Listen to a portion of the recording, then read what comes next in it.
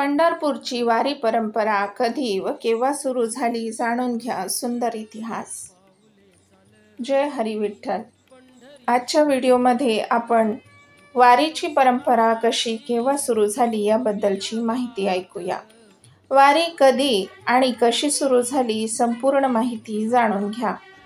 पंढरपूरची वारी म्हणजे महाराष्ट्रात साजरा होणारा एक मोठा सणच। हा सण म्हणजे फक्त हरिनामाचा गजर आणि निस्सीम भक्ती। आषाढाची चाहूल लागताच मनाला ओढ लागते ती पंढरीच्या वारीची। हरिमय झालेल्या असंख्य वारकरी कित्येक किलोमीटरचा रस्ता तोडवत त्या पांडुरंग परमात्म्याला पाहण्यासाठी जातात आणि हा अनुपम सोहळा उभा महाराष्ट्र तल्लीन होऊन पाहत असतो। प्रस्थान सोहळे पार पाडत ज्ञानोबा तुकाराम गजर करत पालख्या आता पंढरपूरच्या दिशेने निघाल्या आहेत। हा पंढरीचा पांडुरंग म्हणजे अवघ्या महाराष्ट्राचे आराध्य दैवत। ही पंढरीची वारी हजारो वर्ष अविरत सुरू आहे आणि ती पुढेही राहील। पण वारी म्हणजे काय, त्याचं महत्त्व काय, उद्दिष्ट काय याविषयी क्वचितच माहिती असते। हाच हरिमय इतिहास, वारीची दिव्य परंपरा आज आपण अगदी सोप्या आणि साध्या शब्दात उलगडणार आहोत। पंढरीची वारी माहिती।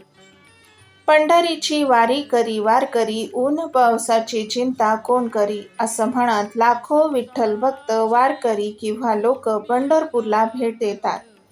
वारी म्हणजे वारकरी विठ्ठलाच्या भेटीसाठी पंढरपूरला पायी चालत जातात आणि जो वारकऱ्यांचा समूह मिळून वारीला जातो त्याला दिंडी या नावाने ओळखले जाते।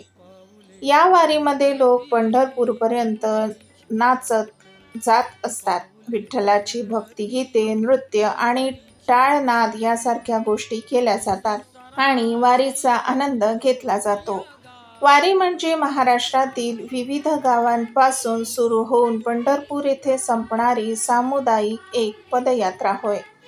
वारी ही महाराष्ट्रातील एक धार्मिक सांस्कृतिक परंपरा आहे। ही वारी आषाढ आणि कार्तिक महिन्यातील शुद्ध एकादशी अशा दोन्हीही वेळा होते। एका सिद्धांतानुसार वारकरी संत ज्ञानेश्वरांचे वडील विठ्ठलपंत यांनी आषाढ आणि कार्तिक या हिंदू महिन्यात पंढरपूरला जाण्यासाठी वारी सुरू केली। वारी करण्याची परंपरा साधारण 800 वर्षांहून अधिक काळापासून अस्तित्वात असल्याचे मानले जाते। मराठी महिन्यात आषाढ शुक्ल एकादशीमध्ये अशा अनेक दिंड्या महाराष्ट्रातील जवळपास प्रत्येक गाव आणि शहरातून पंढरपूरला भगवान पांडुरंगाच्या दर्शनासाठी येतात आणि त्यांची भक्ती व्यक्त करतात। पंढरपूर वारीची ही परंपरा खूप जुनी असावी कारण ज्ञानेश्वर महाराज यांचे वडील देखील वारीला जात होते। पायी चालत जाण्याची ही परंपरा जुनी असल्याचे कारण पूर्वी वाहतूक व्यवस्था नव्हती, त्यामुळे लोक वारीला पायीच चालत जात असे आणि तेव्हापासून आजही विठ्ठल भक्त किंवा वारकरी पायी वारी करणं पसंत करतात। पंढरपूरची वारी। पंढरपूर वारी म्हणजे विठ्ठल भक्त किंवा वारकरी चैत्र यात्रा, कार्तिक यात्रा, आषाढी यात्रा, माघी यात्रा यापैकी कोणत्याही यात्रेला पंढरपूरला भेट देतात आणि यालाच पंढरपूर वारी म्हणतात। या वारीमध्ये वारकरी विठ्ठलाच्या भेटीसाठी पंढरपूरला पायी चालत जातात आणि जो वारकऱ्यांचा समूह मिळून वारीला जातो त्याला दिंडी या नावाने ओळखले जाते। या वारीमध्ये लोक पंढरपूरपर्यंत चालत जात असताना विठ्ठलाची भक्तिगीते, नृत्य आणि टाळनाद यासारख्या गोष्टी केल्या जातात आणि वारीचा आनंद घेतला जातो। संत ज्ञानेश्वर महाराज आणि तुकाराम महाराज यांची दिंडी हजारो दिंड्यांसह पंढरपूरला येतात आणि संपूर्ण महाराष्ट्रातील सर्व दिंड्या वाखरी गावातील संत नगरी या ठिकाणी एकत्र येतात। या सर्व दिंड्या आषाढ शुद्ध दशमीच्या दिवशी एकमेकांना भेटतात। त्याच दिवशी संध्याकाळी सर्व भक्त आणि आपापल्या दिंड्या हळूहळू पंढरपूरकडे निघतात। येथे पोहोचल्यानंतर ते चंद्रभागा नदीत पवित्र स्नान करतात आणि प्रदक्षिणा पूर्ण करतात. पुंडलिका वरदा हरी विठ्ठल आणि जय जय रामकृष्ण हरी जय घोष संपूर्ण पंढरपूरमध्ये घुमतो. एकादशीच्या दिवशी दुपारी विठ्ठल आणि रुक्मिणीच्या मूर्तींची श्री राधाराणींसह मिरवणूक खास तयार केलेल्या रथातून निघते.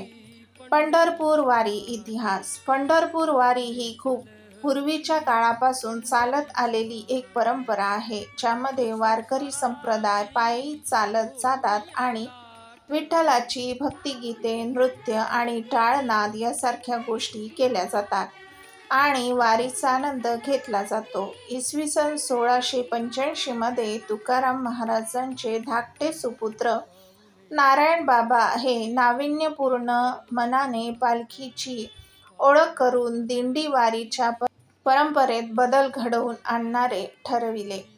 संत तुकारामांच्या चांदीच्या पादुका त्यांनी पालखीत ठेवल्या आणि ते दिंडी घेऊन आळंदी या ठिकाणी निघाले. तेथे त्यांनी त्याच पालखीत संत ज्ञानेश्वर महाराजांच्या पादुका ठेवल्या आणि तेव्हापासून इसवी सन 1830 पर्यंत ही परंपरा दरवर्षी पाळली जात होती. पण त्यानंतर अनेक अधिकारांमुळे तुकाराम महाराजांच्या कुटुंबात वाद होत होते. या कारणास्तव लोकांनी जुळ्या पालख्यांची ही परंपरा खंडित करून आळंदीहून ज्ञानेश्वर महाराज पालखी आणि देहूहून तुकाराम महाराज पालखी अशा वेगळ्या पालखींचे आयोजन करण्याचा निर्णय घेतला. ही जुनी परंपरा आजही चांगल्या प्रकारे चालवली जाते आणि सध्या दरवर्षी सुमारे 43 पालख्या पंढरपुरात येतात. वारीचे तीर्थयात्रेचे मुख्य 4 प्रकार आहेत. पंढरपूरला वारकरी विठ्ठलाच्या भेटीसाठी वर्षातून एकदा जातात आणि पंढरपूरला वारीतून जाण्यासाठी 4 तीर्थयात्रा असतात. वारकरी वर्षातील चैत्र वारी यात्रा, कार्तिक वारी यात्रा, आषाढी वारी यात्रा, माघ यात्रा यापैकी कोणत्याही एका वारीतून पंढरपूरला जातात. चैत्रवारी. चैत्र महिना हा हिंदू संस्कृतीतील आणि हिंदू दिनदर्शिकेनुसार पहिला महिना आहे.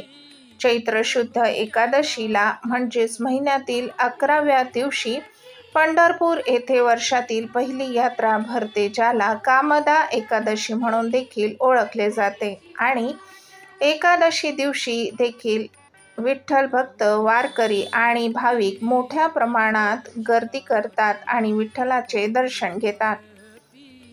कार्तिकी वारी.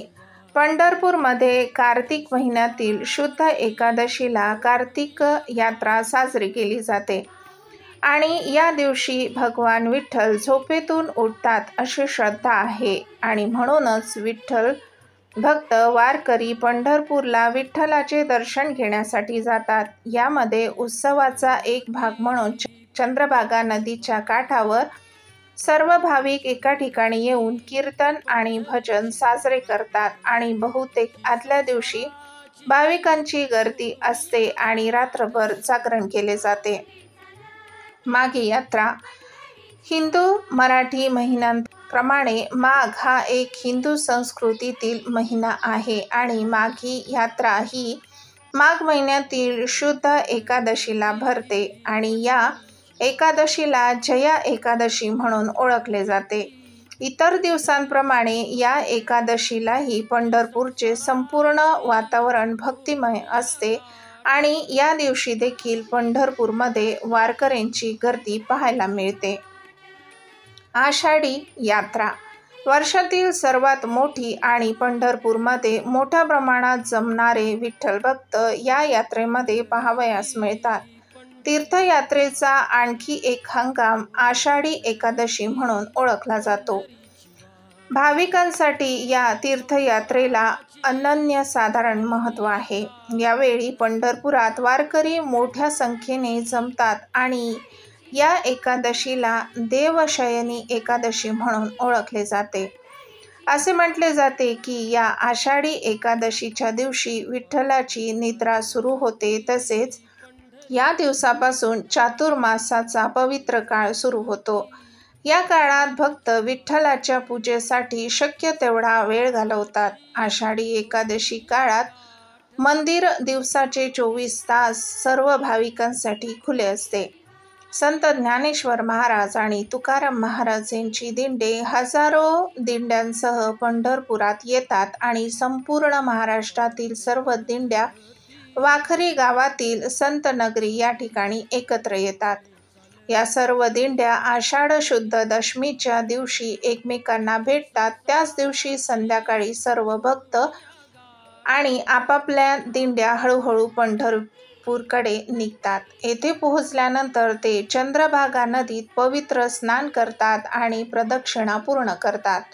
पुंडलिका वरदा हरी विठ्ठल आणि जय जय रामकृष्ण हरीचा जयघोष संपूर्ण पंढरपूरमध्ये घुमत असतो. एकादशीच्या दिवशी दुपारी विठ्ठल आणि रुक्मिणीच्या मूर्तींची श्री राधाराणीसह मिरवणूक खास तयार केलेल्या रथातून निघते. ही मिरवणूक प्रदक्षिणा मार्गाने होते. हा संपूर्ण उत्सव आषाढ शुद्ध पौर्णिमेच्या दिवशी संपतो, ज्याला गोपालकाला असेही म्हणतात.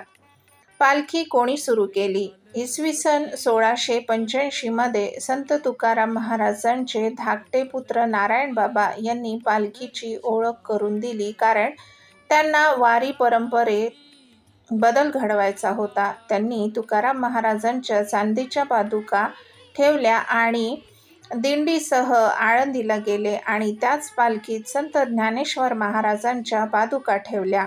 पालखी सोहळा म्हणजे काय? पालखी ही हजारो वर्ष जुनी परंपरा आहे, ज्याचे पालन करणारे वारकरी लोक वारी नावाच्या प्रथेचे पालन करतात. दिंडीमध्ये वारकऱ्यांचा समूह एकत्र येऊन गाणे, नृत्य आणि ज्ञानोबा तुकारामाचा जयघोष करून लोक हा उत्सव साजरा करतात. अशाच प्रकारची वेगळी माहिती ऐकण्यासाठी माझ्या चॅनलला सबस्क्राईब करा. माझे व्हिडिओ जास्तीत जास्त शेअर करा आणि बेल आयकॉनवर क्लिक करा, म्हणजे नवीन येणाऱ्या व्हिडिओचे अपडेट तुम्हाला लगेच मिळतील. धन्यवाद. नमस्कार. जय हरी विठ्ठल.